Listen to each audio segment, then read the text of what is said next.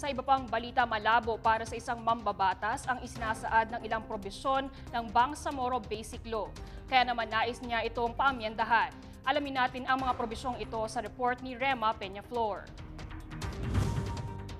Sa pag-usad ng pagtatalakay ng bahagi ng Bangsamoro Basic Law sa Kongreso, may ilang probisyon sa nasabing panukala ang tila hindi papaboran ng ilang mambabatas. Si Muntinlupa Representative Rodolfo Biason, hindi raw pabor na ang sakop ng national government ay ang external security lamang dahil ang central government na ng Bangsamoro ang tutugon sa seguridad ng rehiyon. Para sa mambabatas at dating hepe ng Armed Forces of the Philippines, kung tututok ang national government sa external security ay lalabagin nito ang konstitusyon. Ibig sabihin raw kasi nito ay hindi tutugunin ng pamahalaan ang mga problema tulad ng insurgency, rebellion o terorismo na maaaring mangyari sa mabubuong Bangsamoro region.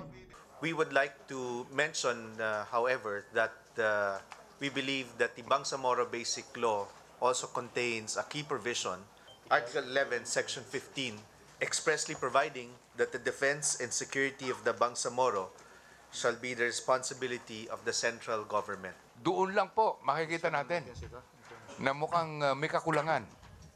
Kasi the universally accepted definition of national security encompasses a lot of things, and national defense is only a component of it.